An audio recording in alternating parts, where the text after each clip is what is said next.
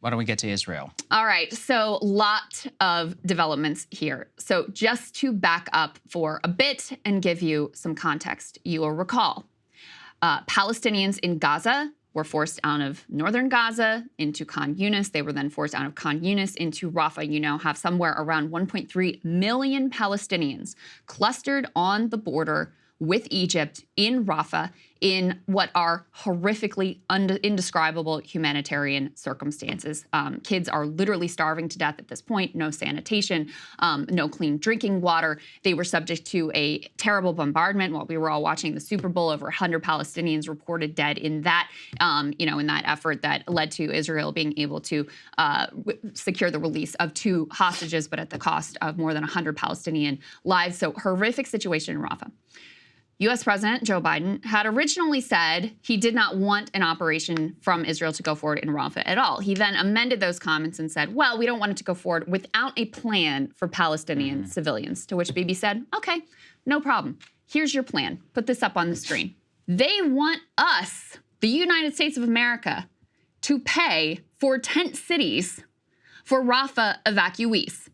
Israel is proposing the creation of sprawling tent cities in Gaza as part of an evacuation plan to be funded by the U.S. and its Arab Gulf partners ahead of an impending invasion of a city in the Strip South, which Israel says is the last bastion of Hamas. The Israeli evacuation proposal includes establishing 15 campsites of around 25,000 tents each across the southwestern part of the Gaza Strip. Egyptian officials said Egypt would be in charge of setting up the camps and field hospitals, the officials said. Plan indicates that Israel is planning an invasion of Rafah, despite U.S. and Egyptian concerns. Cairo has said, and we covered this yesterday, that it would suspend a 1979 peace treaty with Israel if Palestinians cross the border from Rafah to flee an Israeli offensive, the Wall Street Journal has reported. This was entirely predictable. Joe Biden, by saying you can go forward in Rafah, but you've got to have some kind of a plan for the Palestinians, gave Bibi Netanyahu a clear green light, that all he needed to do was come up with some bullshit fig leaf of a plan, which is going to, first of all, it's probably impossible. Second of all, puts all of the onus not on them, but on us and other Arab Gulf countries. Third of all, is going to only further immiserate this already devastated population. But now he can say, look, I gave you your plan. Now we're going to go ahead with our indiscriminate, over the top, in Joe Biden's words, bombing campaign that is going to take the lives of many, many more Palestinian civilians and once again displace them when they have nowhere else to go. So it is outrageous on absolutely every level. Yeah, I mean, it's just very common on the Israeli part. They're like, when we have a problem, we'll just ask America to pay for it. Interesting, isn't it?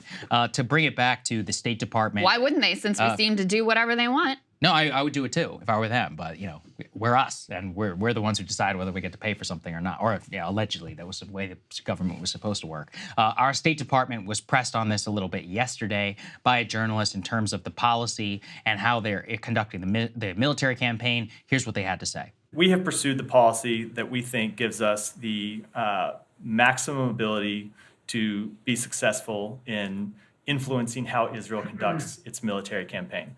And how are you happy with the results? In many cases, no, absolutely, we are not. We are happy with the fact that we have been able to get humanitarian assistance into Israel. That is the direct result of into Gaza. That is the direct result of U.S. intervention.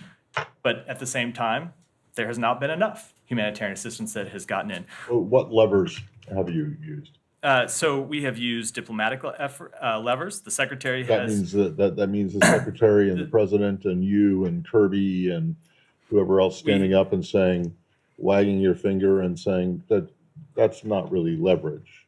We have engaged with them on at a multitude of levels at this administration. And as you look at the list that we just went through with Humera, we have seen them take steps at our urging that have had real tangible impact, but they have not been enough. But what levers have you actually? I think that when the United States of America stands up and says something publicly, it matters. But you haven't. That's a lever, but you haven't said But that to there my be point, any consequences. To my point, we have seen money or military assistance, right? But What leverage have you brought to bear? I just went through it. What have you gone? I think the words of the President of the United States, the words of the Secretary of State matter. And we have seen, we have over the top, and we have seen leverage? And we have seen the government of Israel respond to it, not always in the way that we want, not always to the degree that we want or to the level that we want. So that is Matt Lee, the great Matt Lee from the U.S. State Department press corps. He's been there for years. They're all afraid of him. He treats everybody. I saw him treat the Trump people that way. He humiliates the Biden people as well. But he does a great job of getting down to the breaking through the BS, right? Yeah. Like he'll be like multitude. What does that mean? He's like, so you said over the top? What exactly is that supposed to mean? And it's great because, look, I don't know why, but for some reason the State Department press people have not yet rigged the briefing in the same way that, and they actually seem to sit there and take questions. I shouldn't call it out because I want it to keep happening. Yeah. But that's a great thing for us because we get people like Ryan and go in there or Matt Lee, and they don't just get a single question. They sit there and they have an extended back and forth. Yeah. And when you do, you crumble like this. Look at the way that guy came apart. Especially right now. I mean, what they're saying is complete gaslighting bullshit. It's totally apparent. They have to admit things like, you know, in that beginning clip, he says, Matt Miller, the State Department ghoul, says, "We pursued the policy we think gives us the maximum ability to be successful in influencing how Israel conducts its military campaign." And the reporter says, "And are you happy with the results of that?" And he says, "In many cases, no." It's just like Joe Biden when they were asking, you know, how's the Houthi bombing going? And he's like, oh, well, it hasn't accomplished the objectives, but it's going to continue. It's the same thing here. They know it's not working. And then Matt Lee presses the point of, okay, well, if that's not working, what leverage are you using besides you and Kirby and Biden and Blinken, whatever, wagging your finger, oh, Israel, we don't like exactly what you're doing, which clearly hasn't worked. And Matt Miller is reduced to just like bumbling word salad of, oh, we've expressed our concern on a multitude of levels, and then hackneyed cliches like the words of the United States of America matter. Clearly they don't. Clearly at this point, they do not. So yet another very rough State Department briefing for Matt Miller. You know, Ryan was there as well, pressing him on the 6-year-old who was murdered by Israeli forces alongside her rescuers. I'm going to play some of that in my monologue. But it just shows you the utter insanity of what we have watched unfold.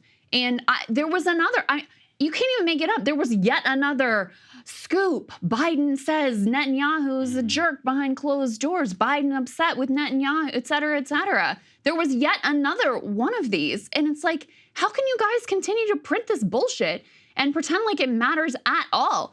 And for the Biden people who think that these leaks are somehow benefiting them, it doesn't. It just makes you look weak and pathetic. And Bibi is happy to stomp all over whatever little concerns you leak to the press about what he's doing, and happy to throw in your face some preposterous, cruel, inhumane, and outrageous plan for us to set up tent cities for Palestinians who are going to be forced out of Rafah by yet another round of insane and outrageous bombing. So that's where we are. Now, I did want to cover this because I think it's important to, you know, put some caveats in here about just how imminent this potential Rafah offensive is. We already had this very large bombing campaign that the Israelis described as a diversion for their hostage rescue. So basically they had to murder dozens, potentially more than 100 Palestinians in order to rescue their 2 hostages. But they say that's not the real offensive here. They're planning something much more vast. I wanted to put this in just so people know, again, what the caveats here are.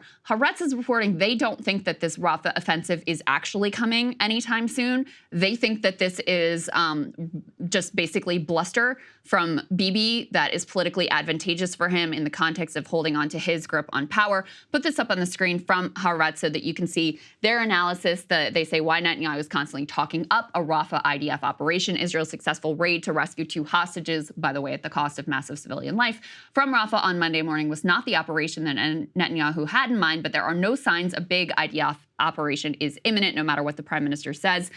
They point to the fact that they say the IDF's deployment in the Gaza Strip is the smallest it's been in over 3 months, with just 5 brigade combat teams who are mainly fighting in Khan Yunis. There are no signs of other brigades mustering near Rafah on Gaza's southern border. Nearly all the dozens of reserve battalions that took part in the previous stages of fighting have been demobilized and are now back home. One of the regular armored divisions has been sent to the northern border. The IDF is unlikely to launch a major Rafah operation while an entire division, 4 brigade combat teams, is still fighting deep in Khan Yunis. So I just wanted to put that out there. You can make of it what you will, but at least some Israeli analysts, who, by the way, Haaretz, very skeptical of Netanyahu, et cetera, they don't expect that the big operation in Rafah, quote unquote, is really actually imminent and set to come, that it is more about bluster for Bibi, who wants to preserve his grip on power and sort of project to people that he's the guy who will go take them to total victory. That's sort of the catchphrase that he has adopted for his political purposes. Yeah, I'd be curious to hear more what you think, because it does seem that given that they had to pull out more reservists they already decommissioned a lot of these reserves. They have to send them back to work. They don't have a decent enough fighting force. Even the ones that they do, professional soldiers have covered themselves in glory. I think we could say that. Given the civilian number in the population, it would take overwhelming force. The other thing is, when you pair it with the video that we played of Biden and King Abdullah talking about a hostage deal, it could be, do you think that this is pressure to try and achieve some sort of short-term hostage deal? Because I'm very just confused as to what their actual aim here. Or was this all honestly just covered for that 2 hostage rescue operation? That's another possibility that we can't discount either. I think that there will be a major operation in Rafah. I mean, it's insane that we can't call what they already did a major operation given the civilian death toll, but just in their mind, like a lengthier, more extended bombing, ground invasion, et cetera. If I were to guess, I think that is definitely coming, as we've discussed at length. Bibi has every political incentive, along with the rest of his war cabinet, to continue this war indefinitely. Not only him, but some of the quote unquote moderate members of his cabinet have been very clear that it's wherever they want to go in. Now suddenly that's the center of Hamas, and they're saying this is where the last brigades are. We can't finish the job without going into Rafah, so we have to do it. We have to do it. We have to do it. So I think because of the unequivocal nature of that rhetoric, they are going in. It's a question of when, and to that I have no idea. This analysis makes sense to me that they aren't really set up to do it right now. That just gives them time to sort of drag things out even longer, maybe engage in some more of these attempted hostage rescue missions to keep feeding the Israeli public at least something, to keep the war effort going and keep their hold on their positions right now, because still the Israeli public, I mean, their issues with Netanyahu aren't my issues with Netanyahu, but they despise him and basically want him gone. That's a good point. So I think it's only a matter of time, but, as to the timing, I can't really say at this point. You did mention, let's go ahead and play that, the Biden met with King Abdullah. There were previous hostage talks that seemed to fall apart. Hamas wanted the complete end to the war in 3 phases. The Israelis want to continue the war. The U.S. wants to continue the war effectively. So that was kind of a non-starter. Now they're floating some modified version of the deal that would lead to 6 weeks cessation in fighting. Let's take a listen to what they had to say. The United States is working on a hostage deal between Israel and Hamas, which would bring an immediate and sustained period of calm to Gaza for at least 6 weeks, which we could then take the time to build something more enduring. Over the past month, I've had calls with Prime Minister Netanyahu, as well as the leaders of Egypt and Qatar, to push this forward. The key element of the deals are on the table. There are gaps that remain, but I've encouraged Israeli leaders to keep working to achieve the deal. The United States will do everything possible to make it happen. I also don't know what to make of this, whether this is real, whether it really has a shot. Bibi, under a lot of pressure from the most psychotic elements of his governing coalition, not to do any sort of a deal at this point, especially not one that involves the release of any significant number of the Palestinian prisoners that they are holding.